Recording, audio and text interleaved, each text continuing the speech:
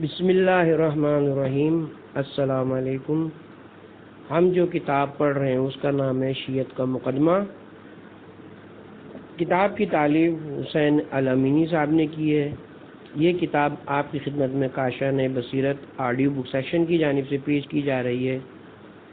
اب ہم کتاب کا پارٹ نمبر 10 پڑھیں گے۔ طریقۂ نماز میں تبدیلی کب، کیوں اور کیسے ہوئی؟ ہر تحقیق پسند ذہن اور تاریخ کا ہر انصاف پسند طالب علم یہ جاننے کا خواہش مند ہے کہ نماز جو امت کی وحدت کا سب سے بڑا ذریعہ تھی، اس کے 5-6 طریقے کیسے رائج ہو گئے اور امت کی وحدت پر یہ کاری ضرب کب لگائی گئی۔ حالانکہ اگر نماز کے قیام، رکوع، سجود اور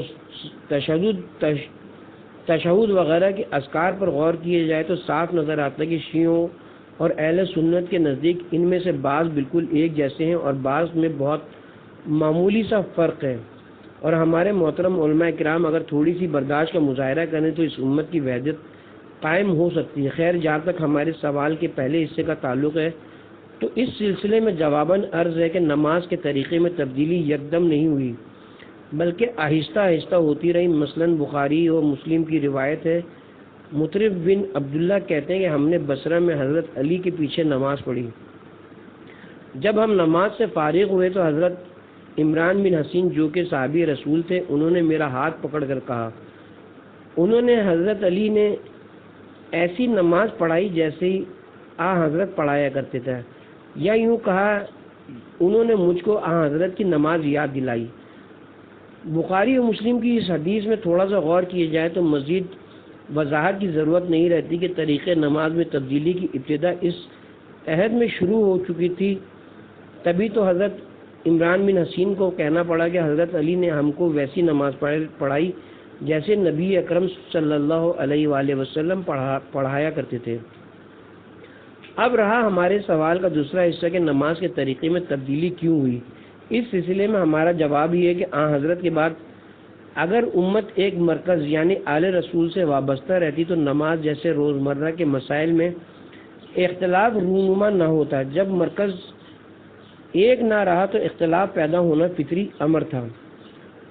رکوع و سجود میں پیغمبر اکرم کیا ذکر فرماتے تھے؟ ائمہ اہل بیت سے رکوع میں 3 مرتبہ سبحان ربی العظیم و بحمدہ اور سجدے میں سبحان ربی الاعلی و بحمدہ پڑھنا منقول ہے۔ علامہ وحید الزمان مرحوم نے بخاری کے حاشیے پر حضرت کے 3 قسم کے ذکر نقل کیے اور پھر لکھا ہے کہ اہل بیت رضوان اللہ علیہم نے اس سے منقول ہے کہ رکوع میں سبحان ربی العظیم و بحمدہ کہتے اور سجدے میں سبحان ربی الاعلی و بحمدہ۔ سنن ابی داؤد کی ایک حدیث میں حضرت کا طریقہ اس طرح لکھا ہے، حدیث کے الفاظ ملاحظہ فرمائیں۔ رسول پاک صلی اللہ علیہ وآلہ وسلم جب رکوع کرتے تو 3 دفعہ سبحان ربی العظیم و بحمدہ کہتے اور جب سجدہ کرتے تو 3 مرتبہ سبحان ربی الاعلی و بحمدہ کہتے۔ یہ حدیث نقل کرنے کے بعد ابی داؤد لکھتے ہیں کہ ہم کو خوف ہے کہ وہ بحمدہ کی زیادات محفوظ نہ ہو۔ ہم کہتے ہیں کہ جب خود مولانا وحید الزمان نے تسلیم کیا کہ اہل بیت اطہار سے بھی رکوع سجود میں یہی ذکر منقول ہے تو پھر اہل بیت سے زیادہ سنت پیغمبر سے کون واقف ہو سکتا ہے؟ دونوں سجدوں کے درمیان دعا پڑھنا۔ نماز چونکہ خدا کی بندگی اور اس کے سامنے عاجزی کرنے کا نام ہے، اس لیے شیعہ دونوں سجدوں کے درمیان میں استغفر اللہ و ربی و اتوب الیہ کہہ کر خدا سے مغفرت طلب کرتے ہیں۔ یہ ذکر بھی اہل بیت اطہار سے منقول ہے، اور جب ہم اہل سنت کی کتب احادیث پر نظر ڈالتے ہیں تو وہاں بھی اس سے ملتا جلتا ذکر موجود ہے۔ سنن ابو داؤد میں لکھا ہے کہ حضرت دونوں سجدوں کے درمیان میں فرماتے تھے، اے اللہ مجھے بخش دے، مجھ پر رحم فرما، مجھے عافیت دے اور ہدایت دے اور رزق دے۔ تیسرا الباری شرح بخاری میں مولانا وحید الزمان حیدرآبادی لکھتے ہیں کہ ہمارے امام احمد بن حنبل نے دونوں سجدوں کے درمیان بار بار رب اغفر لی مستحب جانا ہے۔ رفع یدین، شیعہ اپنی نماز میں ہر تکبیر کے بعد دونوں ہاتھوں کو کانوں تک اٹھاتے ہیں، یعنی رفع یدین کرتے ہیں۔ ہمارے اکثر اہل سنت بھائی اس کو بڑا عجیب محسوس کرتے ہیں، حالانکہ یہ بات فریقین کی کتب احادیث میں تواتر سے آئی ہے کہ خود پیغمبر اکرم اس طرح کرتے تھے، اس لیے شیعہ حضرات بھی اسے سنت پیغمبر سمجھ کر رکوع سجود میں جاتے وقت اور اٹھتے وقت دونوں ہاتھوں کو اٹھا کر اللہ اکبر کہتے ہیں۔ بخاری، مسلم، ابی داؤد اور نسائی شریف وغیرہ کتب احادیث میں اس کا بڑی تفصیل سے ذکر موجود ہے۔ حضرت عبداللہ ابن عمر روایت کرتے ہیں، میں نے دیکھا کہ حضرت صلی اللہ علیہ وسلم جب نماز کے لیے کھڑے ہوتے تو تکبیر تحریمہ کے وقت اپنے دونوں ہاتھ مونڈوں کے برابر اٹھاتے اور جب رکوع کے لیے تکبیر کہتے جب بھی ایسا ہی کرتے، اور جب رکوع سے سر اٹھاتے اس وقت بھی ایسا ہی کرتے اور فرماتے تھے سمیع اللہ لمن حمدہ، البتہ سجدوں کے بیچ میں ہاتھ نہ اٹھاتے۔ یہ بخاری شریف کی روایت ہے، لیکن سنن نسائی کی ایک حدیث سے پتہ چلتا ہے کہ آپ دونوں سجدوں سے اٹھتے وقت بھی رفع یدین کرتے تھے۔ نسائی شریف کے الفاظ ملاحظہ ہوں۔ حضرت مالک بن الحویرث سے روایت ہے کہ انہوں نے دیکھا کہ رسول اللہ صلی اللہ علیہ وسلم کو ہاتھ اٹھاتے ہوئے نماز میں، یعنی نماز شروع کرتے وقت، اور جب رکوع کیا اور جب رکوع سے سر اٹھایا اور جب سجدہ کیا اور جب سجدے سے سر اٹھایا کانوں کی لو تک۔ اور اسی طرح صحیح مسلم مختصر شرح نووی میں لکھا ہے کہ ابو بکر بن منذر، ابو علی تبری اور بعض اہل حدیث کے نزدیک دونوں سجدوں کے درمیان میں بھی رفع یدین کرنا مستحب ہے۔ شیعوں کے رفع یدین کرنے پر ان کا مذاق اڑانے والے مندرجہ بالا احادیث کو غور سے پڑھے اور سوچے کہ شیعہ جو کچھ کرتے ہیں وہ تو عین سنت رسول اکرم ہے، تو پھر ان کے اس فعل پر اعتراض کیسا؟ قنوت، شیعہ نماز کی دوسری رکعت میں رکوع میں جانے سے پہلے ہاتھ اٹھا کر قنوت پڑھتے ہیں۔ یہ بات بھی بڑی وضاحت سے اہل سنت کی کتب احادیث میں موجود ہے، اور شیعہ یہ فعل سنت پیغمبر سمجھ کر کرتے ہیں۔ امام بخاری نے بخاری میں ایک باب باندھا ہے جس کا عنوان ہے باب القنوت قبل الرکوع و بعدہ، یعنی باب قنوت رکوع سے پہلے اور رکوع کے بعد۔ اور اہل حدیث کے بہت بڑے عالم مولانا وحید الزمان حاشیہ بخاری پر لکھتے ہیں، امام بخاری نے یہ باب لا کر ان لوگوں کو رد کیا ہے جو قنوت کو بدعت کہتے ہیں۔ اہل حدیث کا مذہب یہ ہے کہ قنوت رکوع سے پہلے اور رکوع کے بعد دونوں طرح درست ہے۔ پھر لکھتے ہیں شافعیہ کہتے ہیں کہ قنوت ہمیشہ رکوع کے بعد پڑھے اور حنیفہ کہتے ہیں کہ ہمیشہ رکوع سے پہلے پڑھے۔ اس سلسلے میں بخاری شریف کی حدیث ملاحظہ ہو، راوی کہتا ہے عاصم بن سلمان کہتے ہیں کہ میں نے انس بن مالک سے قنوت کے بارے میں پوچھا تو انہوں نے کہا قنوت بے شک تھا، یعنی حضرت کے زمانے میں۔ میں نے کہا کہ رکوع سے پہلے یا رکوع کے بعد، تو انہوں نے کہا کہ رکوع سے پہلے۔ جب یہ بات پائے ثبوت کو پہنچ گئی کہ پیغمبر اکرم اپنی ہر نماز میں قنوت پڑھا کرتے تھے اور شیعہ کتب تو نہیں ایک طرف، برادران اہل سنت کی صحیح ترین کتاب جسے بعد از کلام باری سب سے بڑا رتبہ حاصل ہے، اس سے بھی ثابت ہو گیا کہ نماز میں قنوت پڑھنا سنت پیغمبر ہے، تو پھر ہم سب کو اس سنت پیغمبر پر عمل کرنا چاہیے، نہ کہ سنت پر عمل کرنے والوں کا مذاق اڑانا چاہیے۔ تشہد اور نماز کا اختتام کیسے کرنا ہے سنت پیغمبر اکرم کی روشنی میں؟ یہاں پر ہم جس تشہد کا ذکر کریں گے یہ نماز کا وہ آخری تشہد ہے جس پر نماز کا اختتام ہوتا ہے۔ اہل سنت اسے التحیات بیٹھنا کہتے ہیں۔ نماز کا اختتام کیسے ہو، یہ مسئلہ بھی شیعہ سنی کے درمیان اختلافی ہے۔ ائمہ اہل بیت کے ذریعے جو سنت پیغمبر ہم تک پہنچی ہے، اس کے مطابق جس طرح تکبیر کی آواز بلند کر کے انسان نماز کی ابتدا کرتا ہے، اسی طرح نماز کا خاتمہ بھی خدا کی بزرگی اور بڑائی بیان کر کے ہوتا ہے۔ شیعہ اپنی نماز کا خاتمہ اس طرح کرتے ہیں کہ جب تشہد مکمل ہوا تو 3 مرتبہ ہاتھ کانوں تک اٹھا کر اللہ اکبر اللہ اکبر اللہ اکبر کہتے ہیں اور نماز سے فارغ ہوتے ہیں۔ واضح ہے کہ شیعہ دائیں بائیں سلام نہیں پھرتے بلکہ حالت تشہدی میں سلام پڑھ لیتے ہیں اور بعد میں 3 مرتبہ تکبیر بلند کرتے ہیں۔ شیعوں کی اس عمل کی تائید خود بخاری شریف سے بھی ہوتی ہے کہ زمانے رسالت میں نماز کا اختتام تکبیر کی آواز پر ہی ہوتا تھا حضرت عبداللہ ابن عباس کی روایت ملاحظہ ہو۔ فرماتے ہیں کہ میں حضرت صلی اللہ علیہ وسلم کی نماز ختم ہونا اس وقت پہچانتا جب تکبیر کی آواز سنتا۔ ہم کہتے ہیں کہ یہی وہ تکبیر جو شیعہ اپنی نماز کے اختتام پر پڑھتے ہیں اور اپنی نماز ختم کرتے ہیں۔ یہ فعل سنت سے ثابت ہے۔ واضح ہے کہ برادران اہل سنت کے یہاں جو کچھ رائج ہے اس کے مطابق امام صاحب نماز کے آخر میں زور سے دائیں بائیں سلام پھیرتے ہیں، جس کی آواز پچھلے نمازیوں تک بھی پہنچتی ہے، اور شیعوں میں جو کچھ رائج ہے وہی ہے کہ پیش نماز امام تشہدی میں سلام پڑھ کر 3 مرتبہ بلند آواز سے اللہ اکبر کہتا ہے، جس سے مقتدی سمجھ جاتے ہیں کہ نماز ختم ہو گئی۔ اب ہم آتے ہیں لفظ سلام کی بحث کی طرف۔ شیعہ نماز ختم کرنے کے لیے دائیں بائیں سلام نہیں پھیرتے۔ شیعوں کے اس فعل کی تائید ابی داؤد کی حدیث سے بھی ہوتی ہے، جس میں حضرت نے حضرت عبداللہ بن مسعود کا ہاتھ پکڑ کر ان کو تشہد پڑھنا سکھایا اور فرمایا، جب تو یہ پڑھ چکا تو تیری نماز پوری ہو گئی، اب چاہے اٹھ کھڑا ہو اور چاہے تو بیٹھا رہے۔ اس حدیث کی شرح میں مولانا وحید الزمان لکھتے ہیں، اس حدیث سے معلوم ہوا کہ لفظ سلام فرض نہیں ہے، جیسے ابو حنیفہ کا قول ہے۔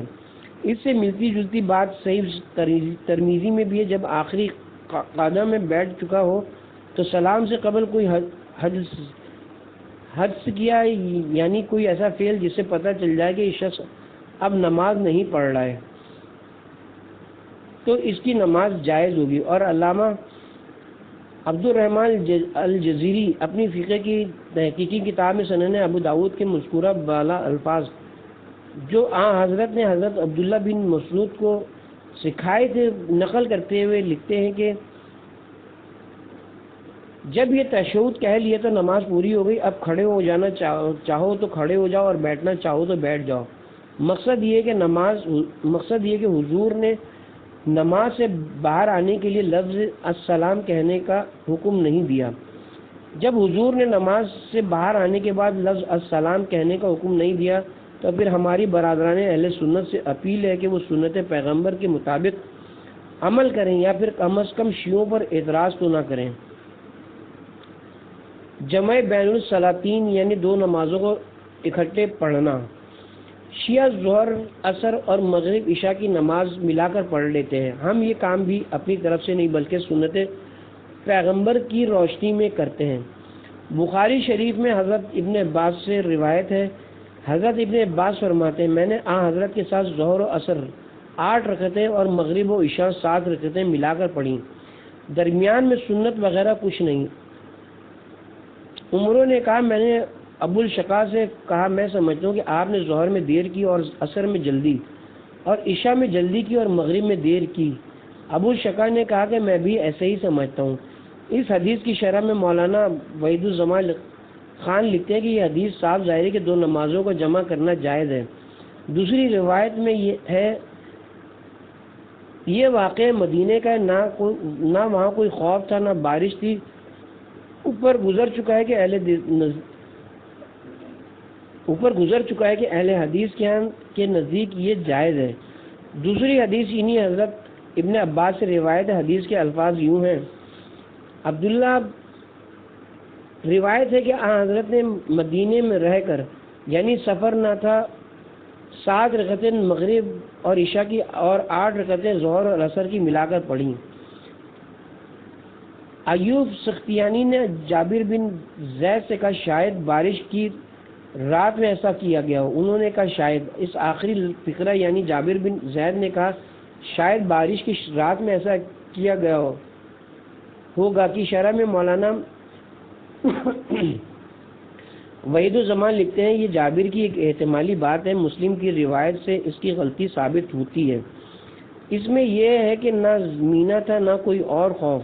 پھر آگے مولانا وحید الزمان لکھتے ہیں، ابن عباس نے دوسری روایت میں کہا ہے کہ آپ نے یہ جمع اس لیے کیا کہ آپ کی امت کو تکلیف نہ ہو۔ اب صحیح مسلم کی یہ روایت ملاحظہ ہو، ابن عباس نے کہا کہ رسول اللہ صلی اللہ علیہ وسلم نے ظہر اور عصر کو اور مغرب اور عشاء کو مدینے میں بغیر خوف اور مینا کے جمع کیا۔ وکی کی روایت میں ہے کہ میں نے ابن عباس سے کہا کہ آپ نے یہ کیوں کیا؟ انہوں نے کہا تاکہ آپ کی امت کو تکلیف نہ ہو۔ اور ابھی معاویہ کی روایت میں کہ ابن عباس سے کسی نے یہ کہا کہ کس ارادے سے آپ نے یہ کیا؟ انہوں نے کہا تاکہ آپ کی امت کو تکلیف نہ ہو۔ سنن ابی داؤد میں اس باب کے شروع میں جو وضاحت موجود ہے اس کے ترجمہ مولانا وحید الزمان شائع کردہ نعمانی کتب خانہ اردو بازار لاہور، یہی روایت جامع ترمذی جلد نمبر 1 صفحہ نمبر 109، ترجمہ بدیع الزمان شائع کردہ نعمانی کتب خانہ لاہور میں بھی موجود ہے۔ الفاظ یہ ہیں، جمع کی دو صورتیں، ایک جمع تقدیم اور دوسری جمع تاخیر ہے۔ جمع تقدیم میں یہ ہے کہ ظہر کے وقت عصر اور مغرب کے وقت عشاء پڑھ کے، اور جمع تاخیر یہ ہے کہ عصر کے وقت میں ظہر اور عشاء کے وقت میں مغرب پڑھے۔ دونوں طرح کی جمع حضرت سے ثابت ہے۔ مولانا وحید الزمان آخری میں یہ نتیجہ اخذ کرتے ہیں کہ جن لوگوں کے نزدیک جمع درست نہیں، ان کے دلائل ضعیف ہیں اور جمع جائز رکھنے والوں کے دلائل قوی ہیں۔ ایک دفعہ اذان دے کر دو نمازیں پڑھنا، جب یہ بات احادیث سے اچھی طرح ثابت ہو گئی کہ دو نمازوں کو اکٹھا پڑھنا شیعوں کی ذاتی اختراع نہیں بلکہ سنت رسول اکرم ہے، اور نبی کریم صلی اللہ علیہ وسلم نے یہ کام اس لیے کیا کہ تاکہ میری امت کو تکلیف نہ ہو، لیکن یہ بات بھی ذہن میں رہے کہ اگر نمازوں کو الگ الگ بھی پڑھ لیا جائے تو بھی درست ہوگا، کیونکہ پیغمبر اکرم صلی اللہ علیہ وسلم کے حکم میں وسعت اور گنجائش موجود ہے، اس لیے ہم اس سہولت کا فائدہ اٹھا لیتے ہیں۔ بعض اہل سنت دوستوں کا یہ اعتراض باقی رہ جاتا ہے، شیعہ 3 اذانیں کیوں دیتے ہیں؟ جواباً عرض ہے کہ چونکہ سنت پیغمبر میں موجود سہولت کی بنا پر ہمارے ہاں یہ بات رائج ہے کہ لوگ ایک دفعہ اکٹھا ہو گئے، پہلے ظہر یا مغرب کی نماز پڑھ لی اور اس کے بعد اکثر جگہ پر بغیر اسپیکر دوسری اذان مسجد کے اندر ہی اندر دے دی جاتی ہے، اس کے بعد عصر یا عشاء کی نماز پڑھ لی جاتی ہے۔ یہی طریقہ خود علماء اہل سنت نے بھی لکھا ہے۔ علامہ عبد الرحمن الجزیری لکھتے ہیں، نماز جمع کرنے کا طریقہ یہ کہ پہلے حسب معمول بلند آواز سے مغرب کی اذان دی جائے اور اذان کے بعد اتنی تاخیر کی جائے جتنی دیر میں 3 رکعت نماز پڑھی جا سکے، اس کے بعد مغرب کی نماز پڑھی جائے، پھر مسجد کے اندر ہی عشاء کے لیے اذان دینا مستحب ہے۔ یہ اذان مینارے پر نہ ہونی چاہیے تاکہ یہ خیال نہ کیا جائے کہ حسب معمول عشاء کا وقت ہے، اس لیے اذان بھی ہلکی آواز سے دی جائے اور پھر عشاء کی نماز پڑھی جائے۔ اگر پڑھے لکھے اہل سنت برادران مندرجہ بالا الفاظ پر غور فرمائے تو شیعوں پر اعتراض خود بخود ختم ہو جاتا ہے۔ سجدگاہ پر سجدہ کرنا، شیعہ جب نماز پڑھتے ہیں تو سجدہ کی جگہ پر عام طور پر مٹی کی سجدگاہ رکھتے ہیں، کیونکہ یہ پیغمبر اکرم کی سنت سے ثابت ہے، اور برادران اہل سنت کی کتب احادیث میں بڑی صراحت سے یہ بات آئی ہے کہ پیغمبر اکرم جب نماز پڑھتے تو سجدگاہ پر سجدہ کرتے تھے۔ احادیث میں لفظ خمرہ آیا ہے جس کا ترجمہ علماء اہل سنت نے سجدگاہ کیا ہے۔ بخاری شریف میں ام المومنین حضرت میمونہ سے روایت ہے کہ حضرت صلی اللہ علیہ وسلم سجدگاہ پر سجدہ کیا کرتے تھے۔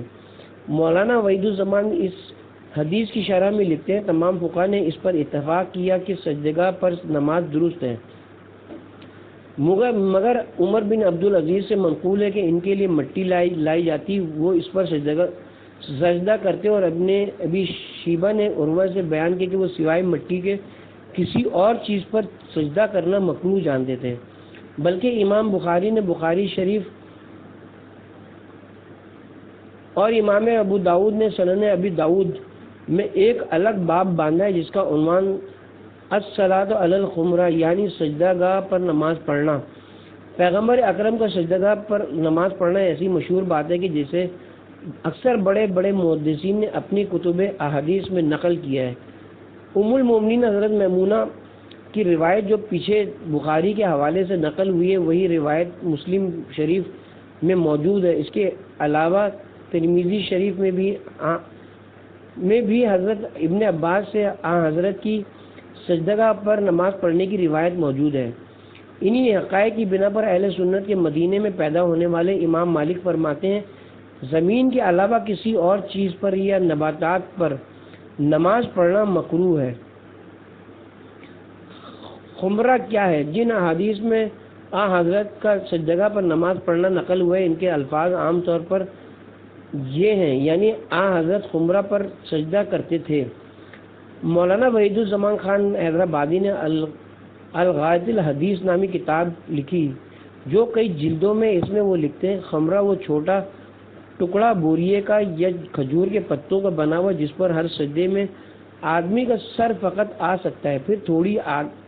پھر تھوڑا آگے لکھتے ہیں ابن الاسیر نے شرح جامع الاصول میں کہا ہے کہ خمرہ سجدہ گاہ ہے جس پر ہمارے زمانے میں شیعہ سجدہ کرتے ہیں۔ دوسری جگہ لکھتے ہیں اگرچہ ہمارے مذہب میں کپڑے پر جائز ہے بہتر ہے یہ ہے کہ مٹی یا بوریے پر سجدہ کیا کرے۔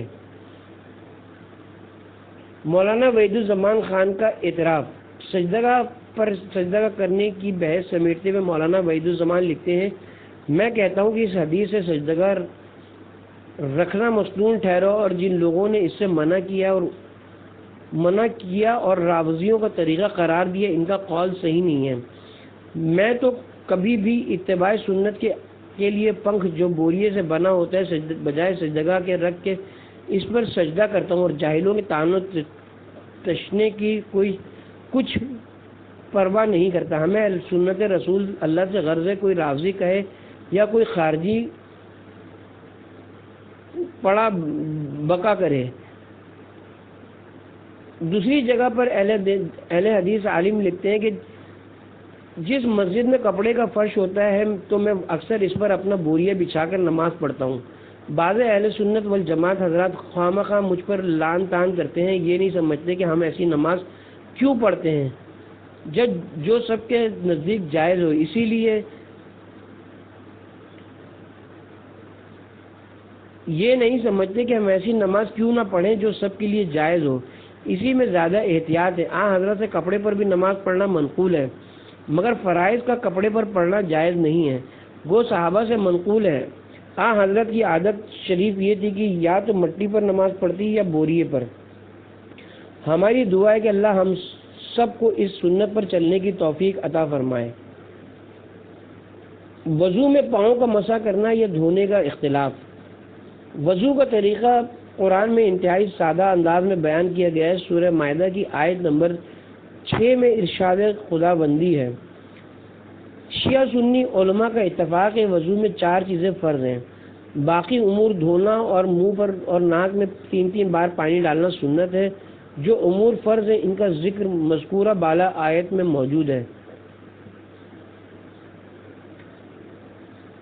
اس آیت پر اگر سرسری نگاہ ڈالی جائے تو یہ بات سمجھ میں آتی ہے کہ اس آیت کے 3 حصے ہیں۔ پہلے حصے میں ایمان والوں سے خطاب ہے کہ جب تم نماز کے لیے کھڑے ہو، دوسرے حصے میں جن اعضاء کو دھونا ہے ان کا ذکر ہے اور تیسرے حصے میں جن اعضاء پر مسح کرنا ہے ان کا ذکر ہے۔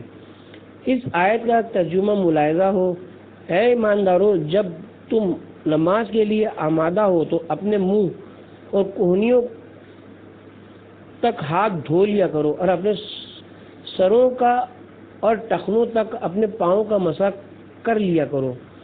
ایمان والوں کو خطاب کرنے کے بعد دھونے والے اعضاء یعنی کہنیوں تک ہاتھ اور منہ کا ذکر فغسلوا کے بعد آیا ہے اور مسح کرنے والے اعضاء یعنی سر اور پاؤں کا ذکر وسمعوا کے بعد آیا ہے۔ یہ آیت بڑی واضح ہے جسے سمجھنا بڑا آسان ہے۔ وضو میں شیعہ سنی اختلاف کیا ہے؟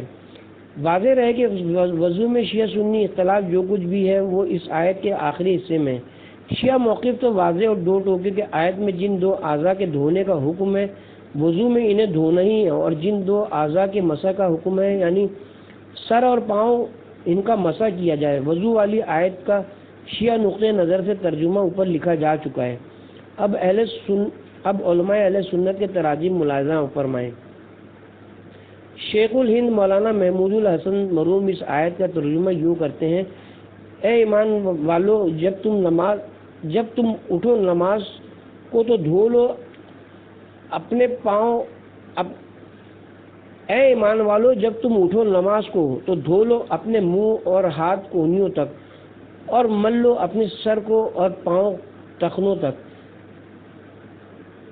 ایک دوسرے اہل سنت مفسر مولانا اشرف علی تھانوی اس آیت کا ترجمہ اس طرح کرتے ہیں، اے ایمان والو جب تم نماز کے لیے اٹھنے لگو تو اپنے چہروں کو دھو اور اپنے ہاتھوں کو بھی کونیوں سمیت اور اپنے سروں پر ہاتھ پھیرو اور اپنے پاؤں کو بھی ٹخنوں تک۔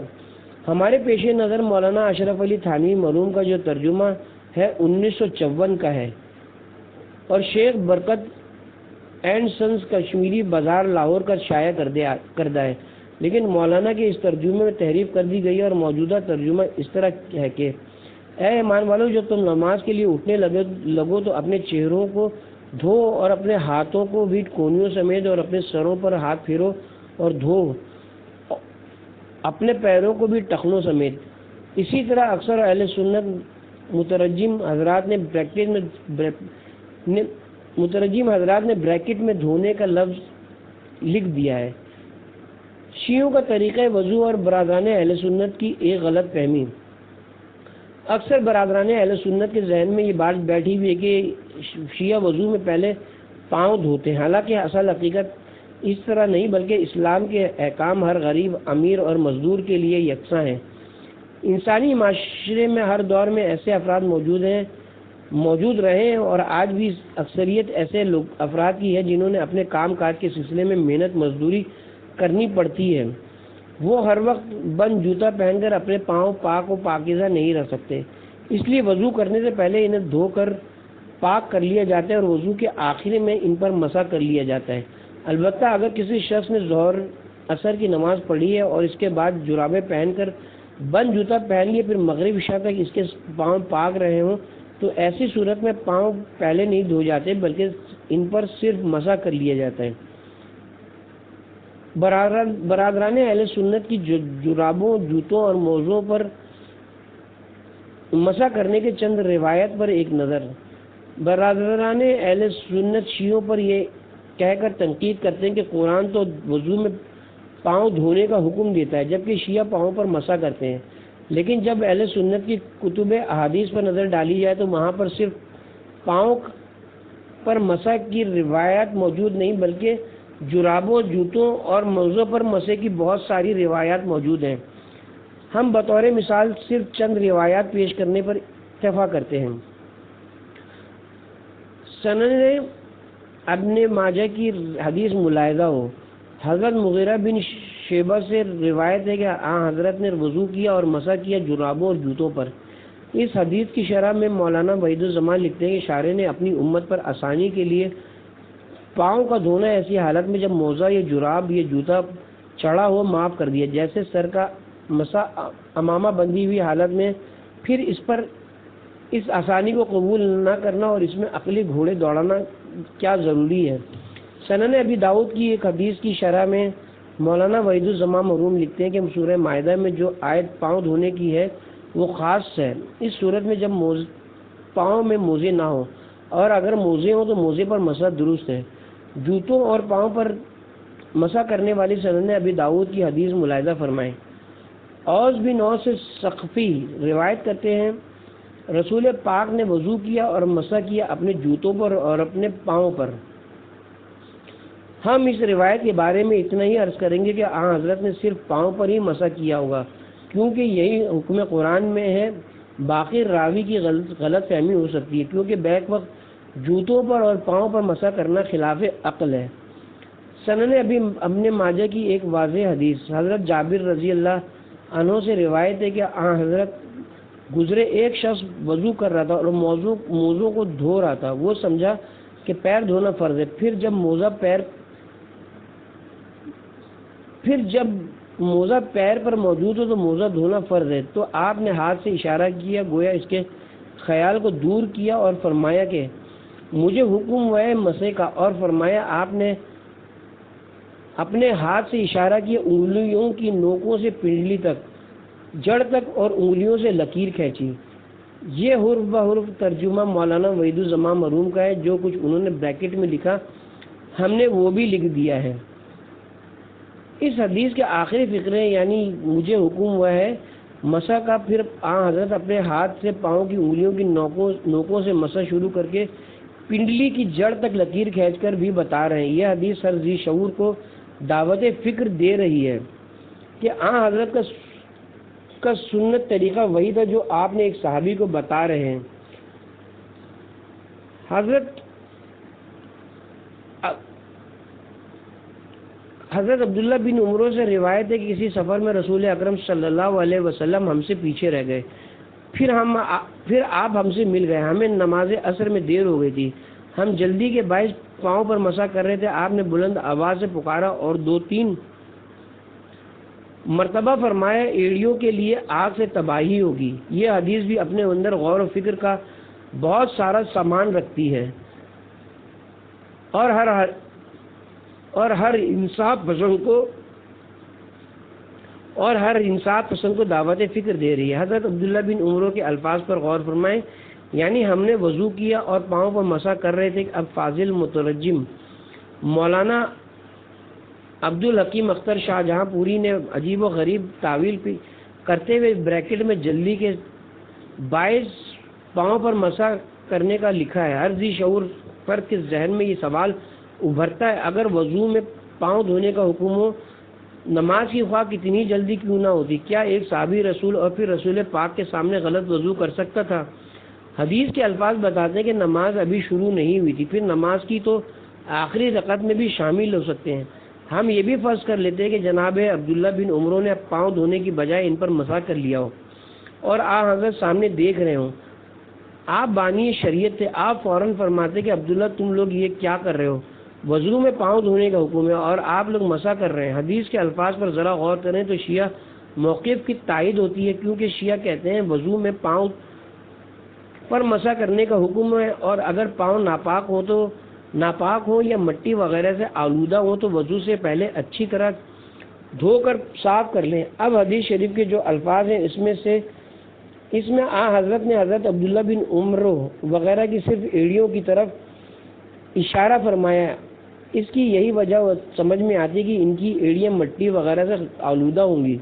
حضرت عبداللہ بن عمرو اپنے طور پر اپنے پاؤں کو پاکی سمجھتے ہوں گے، اور حضرت نے بھی ان کی ظاہری